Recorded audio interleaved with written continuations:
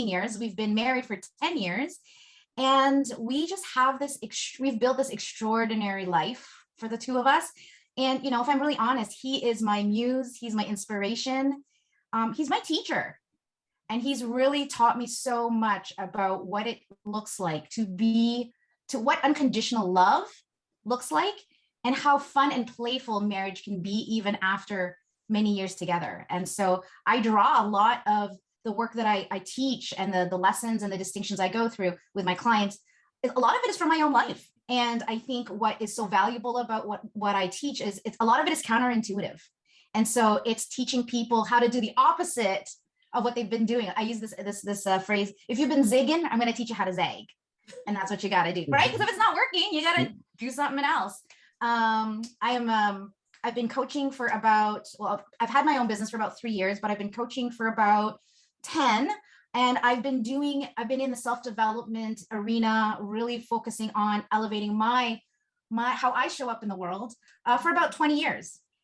Great. And it really started actually when I was going through my divorce with my first husband. Mm-hmm. And really discovering, like, what is it about me that attracts these kind of people into my life? Because it was like the liar, the ones that my parents never approved of, the ones that would cheat, and just didn't treat me right. And I knew that there was something within myself that I wasn't getting responsible for, that I was maybe incomplete about. Mm-hmm. And, I went into the Landmark Forum with him and being like, okay, we need to fix you. Because you're broken. You know what I'm saying? Yes. And then about halfway through, when we start talking about taking responsibility, and I'm like, what? I'm responsible for this shit show? And I broke down in tears. I was like, no, this can't be right. And by the end of the weekend, I was able to look at my husband, who, we've been fighting. We had been barely like touching each other, to just say to him, listen, I am so sorry. I've been a jerk to you. I've treated you badly. I've judged you. I've been trying to make you into someone that you're clearly not. And I'm sorry. And I'm sorry for behaving so badly. And, you're great the way you are. You're perfect. It just doesn't work for me and what I want for my life. Mm-hmm. And the miracle of this all is that we got to go to the courts. We went to the law courts together. We signed the papers side by side. We had no lawyers. I think we spent a total of $80 to complete our relationship. We went out for dinner, and he dropped me off after dinner, and I gave him a kiss on the cheek, and I said, thank you and good luck. And that was it. That was the end of it. And so for me, that was quite the breakthrough, if you will, or the triumph of that story, because it was not going to go that way. It was a very, very angry and bitter, and just, I had it like he duped me. Like he represented himself when we were engaged as a certain kind of man and wanted the certain kind of things. Mm-hmm. And then after we got married, it was like, surprise, that's not what I'm committed to. And I felt betrayed. And so I was very angry. And inside that weekend, what I actually got present to was that all of how I'd been showing up pointed to an event that happened when I was 9. Oh, wow. And when I was 9, my parents, they were married for 25 years before my dad passed away. We were talking about this a little earlier today. And I remember there was these weird phone calls coming through our house. And then one day my mom called us into the living room and said, it was me, my sister, who was 6, and my brother, who was 3. And she brought us into the living room and she said, guys, Dad's leaving. He doesn't love us anymore. And he left. And I remember being 9 years old, standing at that window, waiting for someone to go, ha ha, joke, didn't happen, obviously. But I remember just waiting for him to turn around and waiting for this bad dream to end. And he just kept walking and stepped into a car that I didn't recognize. And I remember standing there and like tears, coming down my face and thinking, my dad doesn't love me and I can't trust anybody, because this is what happens when you trust people, and all, people I love will leave me. And I could see that, there I was at, 20, I guess I was about 26 when I was in my forum, and looking back, I'm like, oh, that's why I feel unworthy. That's why I am attracted to men that I know are going to leave eventually. Mm-hmm. And it was just such an eye-opening experience. And even till now, here I am, it's been about 20 years since I've done my forum, still discovering things about that moment, about myself, even till today, that I'm like, it's like, it's like peeling the onion. It feels like just when you get to the core, you're like, oh no, there's more. But it just, that experience and that sort of disruption of what I thought I knew about myself and life, totally, challenged. And what was worse, so going back to my dad, what you don't know is that my dad had an affair with my mom's best friend who lived in our basement for quite a while, got her pregnant, and she encouraged him to be with her. So I have a half brother. And so when my dad passed away 20 years ago, that was actually the first day I met my half brother. She showed up at my dad's funeral and was like, "Hi, I'm your brother." And I think if it was any other time in life, the reaction would have been differently. But because it was in that moment, what there was just love and like, yay, we're together again. And the crazy thing about it is he looks exactly carbon copy of my father, like face. It's quite freaky. It has been so incredible because now I know, standing over where I am, that no matter what it is you've gone through in life, that you can always rise above. You can always come out on the other end. I feel like too many people use the hardships and the challenges of life to behave in a certain way where they don't feel like they don't have to be responsible. It's kind of like, well, my dad left me when I was young, so this is why I'm a jerk, so deal with it. Really. And what's so beautiful too is that I have this incredible relationship with my half brother, which people are like, what? You have a relationship with a kid who broke up your family? It's like, but he didn't do anything. He was the product of something, but he did not do anything bad. So my mom actually has a fantastic relationship with him. He doesn't call her, mom, but he calls her auntie, and she's like, "Hey, did you eat?" And he's always welcome over. And he's just the most extraordinary human being. But what's even on the other side of what's even more miraculous is that, so after about 4 years, my dad was away. He got sick and he was put on a transplant list. And because he was on a transplant list, he couldn't work. So his girlfriend kicked him out. And so he comes back to my mom. And, this whole time, I remember one of the memories that I still have of that time in my life was my mom on her knees at church praying like every single day. And so there's this time came when my dad came back and said, "Listen, I'm sick. I need someone to take care of me. Will you take care of me? Will you take me back?" And my mom said, "Yes, absolutely." Wow. And she said, "The only condition is that we never speak of this again. Like we are closing this chapter of our life, and you never go back. If you're with us, you're with us." And he said, "Deal." And he honored his deal until he passed away. So it was about 13 years after when he got the transplant, and then he lived for another 13 years, and then he passed away. And what was so beautiful about that was because he had that second chance, he took advantage. He used to never go to church. He started to go to church every single day. He started to show up as the best father. He started to really show up as the best husband. And that last 13 years was incredible. And so when he passed away, it was so complete. At least at that time, it felt like it was complete. Now, obviously, between times, things are still coming up for me, right? Thinking, I'm like, "Oh yeah, I'm complete with that." It's like, "Oh no, I'm not." But yeah, it was just this, when I tell the story, people are like, "Holy crap, like your mom just said yes and just took him back. And then you guys went back to being like, as though nothing happened." I'm like, yeah, like, and this is, I think, one of the things I say to my clients is that when you are committed to something, you're going to do whatever it takes. And you have to be willing to set aside all of those fears of like, "Oh, why if he does it again?" Or, all those things that show up for us when we've been hurt. But yet, if we can actually have faith and do the work on ourselves as well as the relationship, they can still have the extraordinary marriage of their dreams. Yes. So I love sharing that because I think that there's not a lot of stories like that. Yeah, around. I told you we were going to talk about love, guys.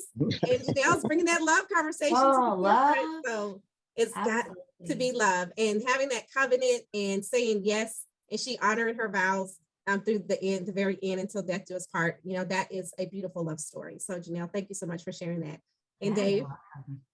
So redeeming love, right, is the words I come up with when I think about it. And I'm so happy that you shared the story the way that you did, Jeanell, because what I'm picking up out of this is there's always a chance, right? If I was to put a theme to everything you just said, there's always a chance to change it. And no matter what you've been through, no matter how hard it may have been, no matter how impossible it may seem, you never lose hope because there's a chance for that redeeming grace to come back. But also what I pick up on is is also uncommon, by the way. You talk about how the story is uncommon, but the ability to be able to see past it to the next stage and to recognize that only through challenging a person, our own internal demons, so to speak, and actually facing them head on a regular basis and realizing that those things are never going to end, can we actually become who we're supposed to be. I think God taps us on the shoulder at different times in our lives. You know, I think that I think the divorce was definitely a wake-up call for sure, because A, I'm Catholic, B, I'm Filipino, and that's a huge faux pas, right? It's a taboo. And I want to say that that was the moment for me, because it was the moment where Jeanell, who is the eldest of three, responsible, good girl, straight A student, people pleaser, yes ma'am, churchgoer, singer, choir, whatever, had to put her foot down and say, no, I am not going to live my life to look good for other people. Because I could have kept going in this relationship. Like I could have made, survived it, but that's not what I wanted. And I had been dreaming, like so many girls, about the kind of man I would marry. And, I'm a very romantic person. And so when I realized that that dream wasn't going to come true, I'm like, screw that. I want what I want. I've been dreaming of this my entire life. And I knew it was possible. I just didn't know how to get there. And so I was willing to do the work. I was willing to look in the mirror. I was willing to see all the things about myself that I didn't like and just confront them head on with God's grace. And, one of the things I really discovered, even just recently, was how much pressure we put on ourselves, the expectations that we put on ourselves or that our parents or society puts on us. And then going, you know what? I don't have to do that. I can actually be happy going against the grain, doing things that people say I can't do, and just creating new pathways that no one has ever walked before, even though it was scary. And I didn't, there's a huge chance that I would end up screwing myself over and regretting it. But I think regret is one of the biggest fears that I personally have for myself. And so whenever fear, comes up for me, I ask myself, okay, am I going to turn around and go the other way? And am I going to regret it if I turn around the other way? And so there's these moments in life where, God, universe says, Jeanell, hello. And then I kind of go, okay, do I go for it? Because this is really scary. But, the payoff on the other side of it is so huge. So, for example, my husband is from the opposite side of Canada. So if you guys know where Newfoundland is, he's from St. John's, Newfoundland. We are like 6,000 miles apart. And we met on the phone.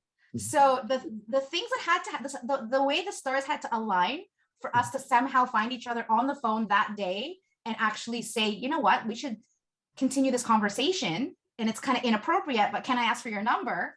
Was just, I feel like, again, one of those moments where God was like, hello, Jeanell. And I'm like, what? You want me to do what? Okay, all right. This is kind of out of line and you might say no, but I'm going to ask you anyway.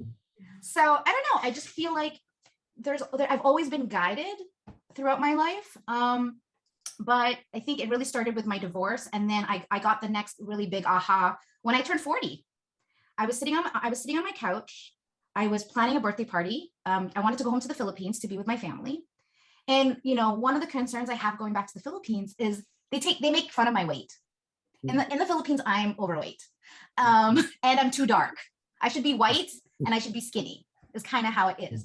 But, I kind of sat there on the couch one day and I said, here I am coming up to pretty much the halfway point in my life.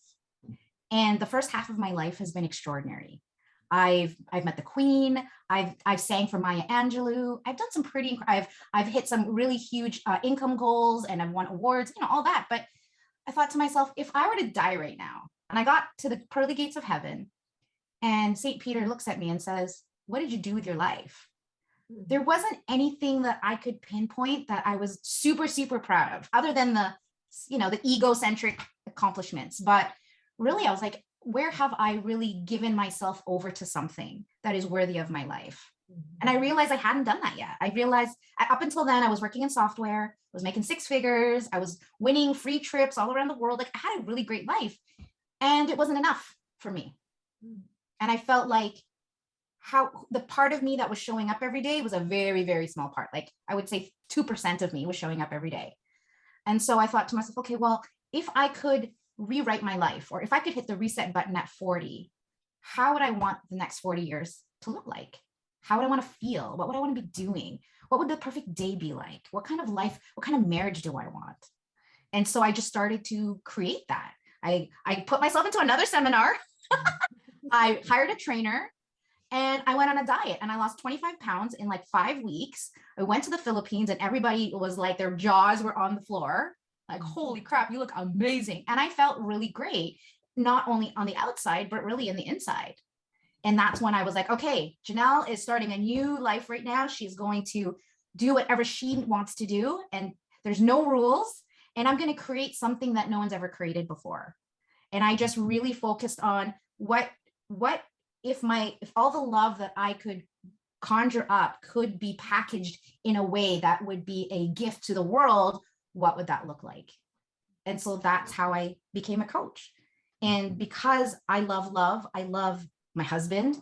And more importantly, I am, really concerned about the way the world is going, in specifically our children, and what we're teaching our children about relationships, about communication, about patience, about listening, about compassion. That really worries me. And and every single client that comes to see me, they got mommy daddy issues. So I'm telling my clients, like, don't do that to your kids. And what kind of role models are you guys being to these children, these little people? They might not understand, or you guys might not be talking about necessarily what's wrong, but energetically, they know something's up. They know the space is not safe. And I think at the end of the day, not only do we need to do that for each other in marriage, but we got to do that for our kids too. And so a lot of couples won't do the work for themselves, but they'll do the work for their children. A lot of us are in denial. Well, I'm fine, everything's fine, right? And just being like, no, things are not fine. And that's okay. It's a good place to start. I feel like usually the first session with my clients is a bumpy one, because we're talking about all the things that aren't working. And oftentimes if someone is complaining about something that they don't like about the other person gets defensive. And I say to them, like, listen, this is we're not here to poo-poo on you. We're really here just to like assess if you're looking at a house and this house needs a renovation, we need to go around the whole house and make sure we know everything that's wrong so that we know what we need to do. The other thing I tell my clients right away is, it's not your fault. It's not your fault that you have these, especially around communication. It's not your fault that you have these issues. We all have these issues on some level or another. That's what being human is, right? Our ego's in the way, our fears are in the way, our memories are in the way, our bad habits are in the way. There's so much that is against us. And so unless we're willing to do the work to change, to grow, to be uncomfortable, and to look within and go, okay, I'm not perfect, and that's okay. However, there is so much room and opportunity. I have this, one of my favorite sayings is, don't be bitter, be better. And I think just owning our the fact that we don't feel like we're good enough, that we don't feel like we're smart enough, to admit that. And so I do this with my husband all the time. There are moments when I catch myself and I say to my husband, honey, you know what? I just noticed myself getting triggered right there. And what came up for me was a memory about my dad.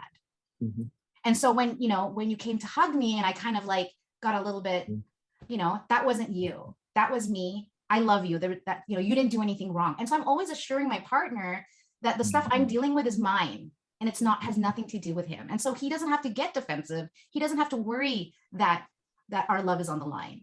He just needs to know that I'm just dealing with myself, and that's okay. And I do the same thing for him. Right, you're saying this stuff, and I could just picture people in my mind, right? That I'm fine. Just like you said, right? I don't need to do that, or they just broach over it, or just talk about something else, change the subject, whatever. There's this resistance factor. Yeah. So what can we do about that? Yeah. Well, yeah. growth and change is so uncomfortable, right? I want to talk about change for a second, because this is a question I get all the time. I want to change, but how? Where do I even begin? And I tell people, yeah, you want to change and you don't know how, and you can't, because every time you try, it's like you have a dance routine, okay? And you've been doing the same song and dance for 20 years, and now you're going, okay, I need to make up a new routine, right? But because all you know is that one routine, that's all you're going to keep doing until you say, okay, I need to hire a new dance coach who's going to teach me a whole new choreograph and teach me steps that I don't know. And, even maybe get me out of my comfort zone and actually level up my dance skills. You're going to just keep spinning your wheels.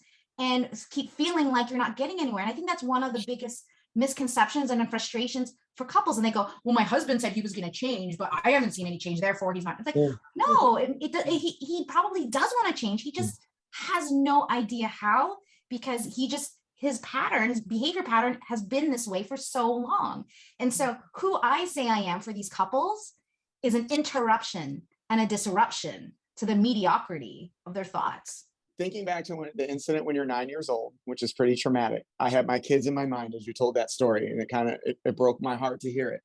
But then also the divorce situation, all that stuff, right? How long did it take you to get to where you are today? How much work did you really have to do to move through all that stuff to get to a point of healing in your life? Was it an overnight? Did it happen? How old am I? It is still today. I still do the work every single day. I probably do it 20 times a day. And so it's what I say to my clients. I'm like, I'm no different from you. I still have my shutdowns. I have my defense mechanisms. I have moments that I'm a jerk.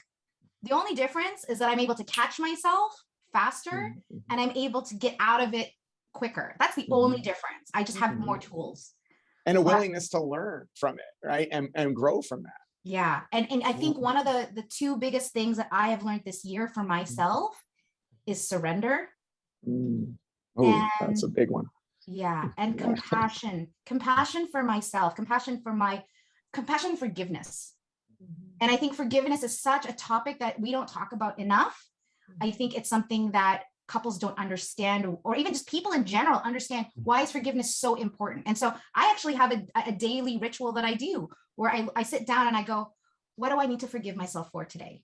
I think that there is a concept around forgiveness that people don't understand. I think there's so many there's so many facets of forgiveness, but I think the one that people forget is that forgiveness isn't for the other person. Forgiveness is for yourself. You don't need to ask, the other person doesn't need to ask for forgiveness. They don't need to apologize for you to forgive them.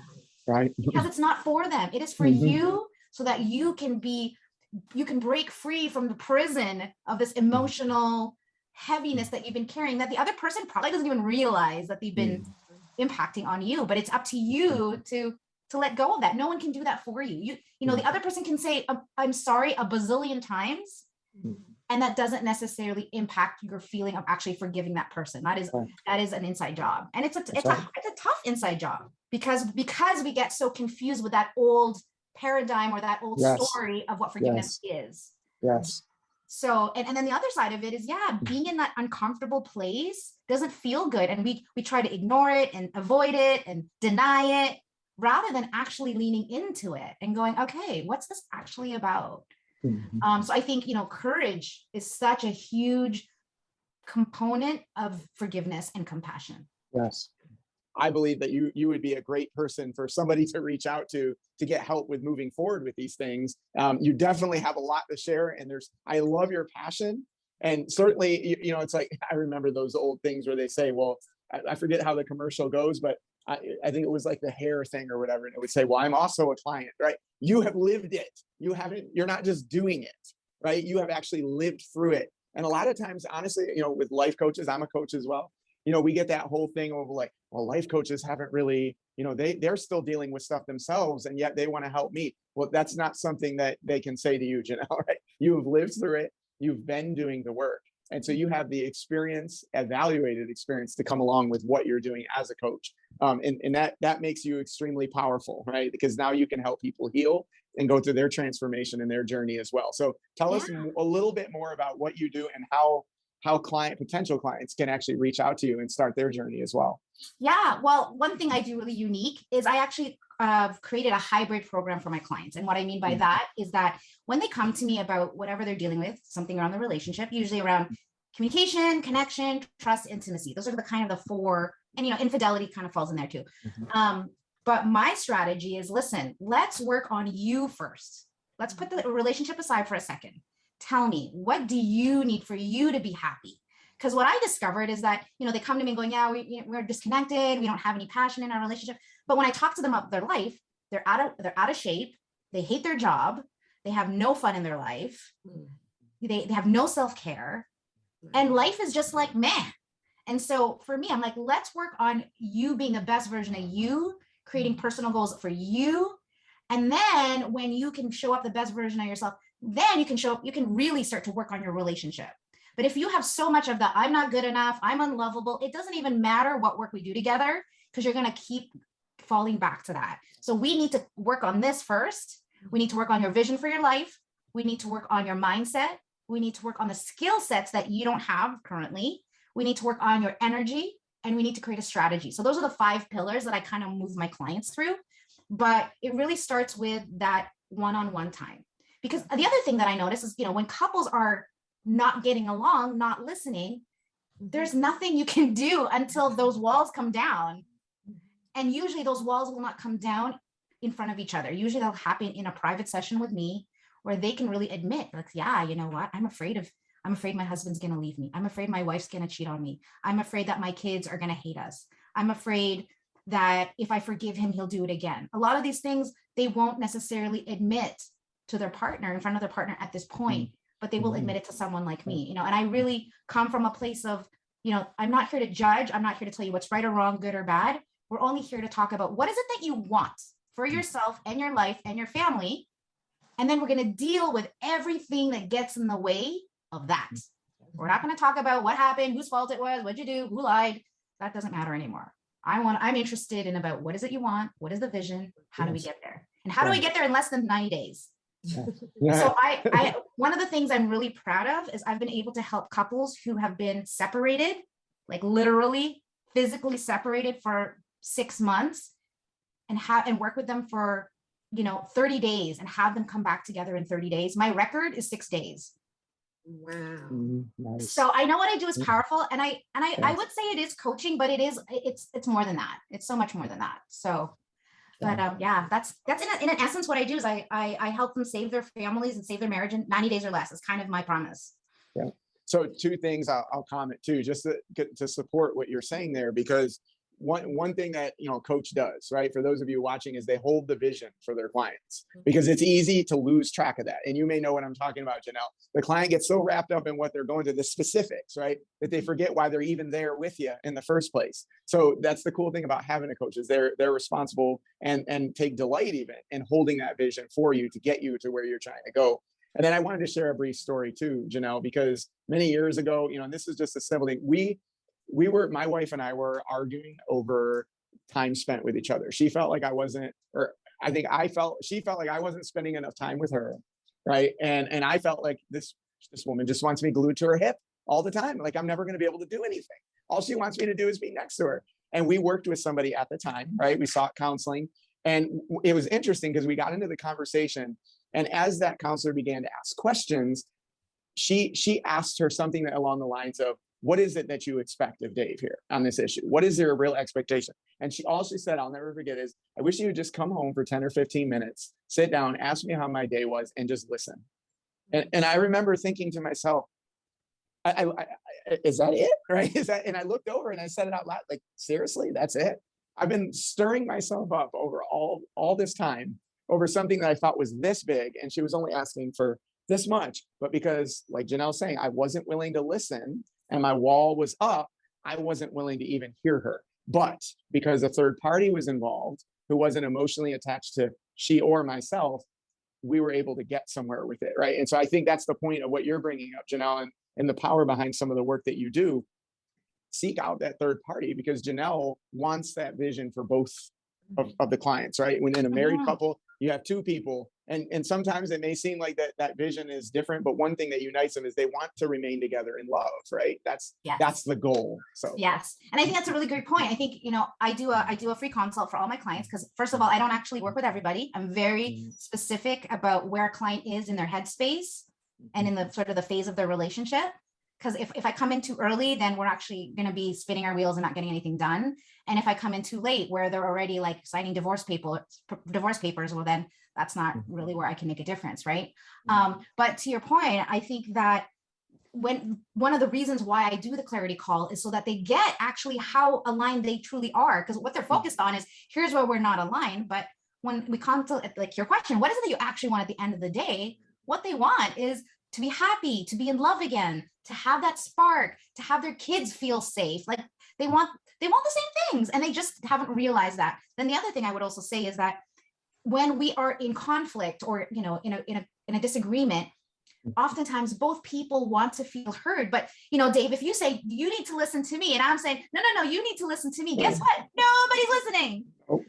So having a third party kind of is like, you know, I sometimes feel like I'm a little bit of like a traffic cop. Like, hold on, stop. Okay, now you can talk. Now you can talk. And I just teach them kind of what you were talking, like teaching them how to listen, teaching them how to listen to not to respond, to react, to justify, but really understand or listen to connect, to empathize, to understand, to really get the other person's world. I feel like as a coach, I don't know about you guys, but for me, I feel like our number one job and the most valuable thing that we can do for our clients is to just have them feel heard. Yes. You know, in the beginning, I used to be like, oh my God, I got to have it all figured out. I need to know all the answers. And I was like freaking out about it. And like that very first session, I realized if I can just listen and give them that experience they've never had before. And some of them have even said to me, Jeanell, I've never been listened to like that before in my life. Like that was amazing. That is the one gift that we can give our clients. Yes, indeed. Listening is a powerful tool. It might just be the most powerful tool that any one of us has. And yet no one knows how to do it. And so Yes, indeed. this is my thing. This is why I love what I do and why I think there's such a huge opportunity for me to make such a difference with something that's quite simple. Growing up in the family, the type of family dynamics that you have, and to know that the dynamics of family is truly there and connected with love as the foundation. Jeanell, you're so amazing. And what you do for families, what you do for marriages, couples, and even, do you work with individuals? I do. So why do you have the complimentary consultation for the clarity call? Why is it free? Why is it free?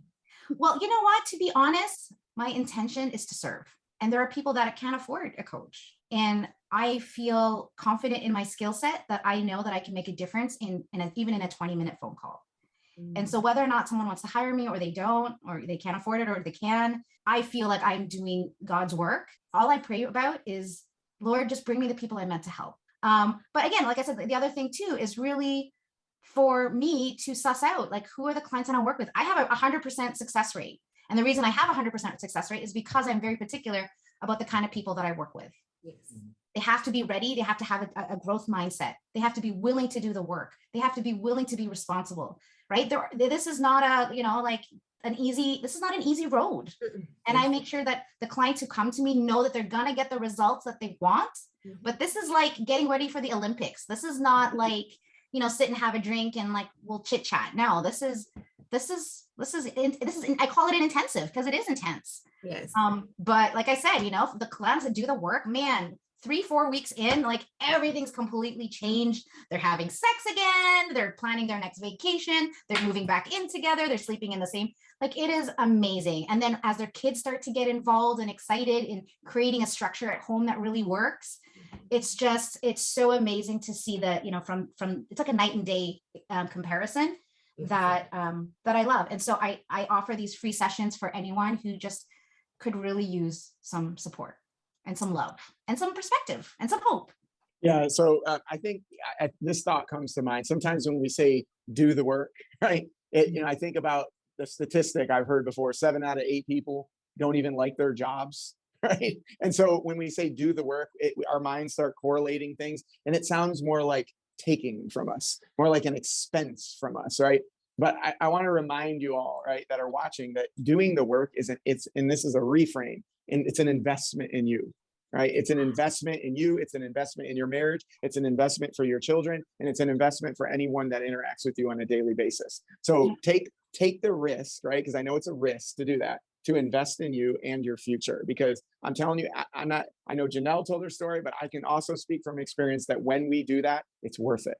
It's worth every penny. It's worth every tear, right, that goes into it. Absolutely. So, I think, Jeanell. what it's all at the end of the day, it's about freedom. Yes. Freedom to love, Yes. freedom to everything. And so that's for me what it's doing the work. Yes. The payoff is freedom. Yes. Yes, indeed. Agreed. Thank you, Jeanell. Thank you, I guys. really have appreciated this conversation.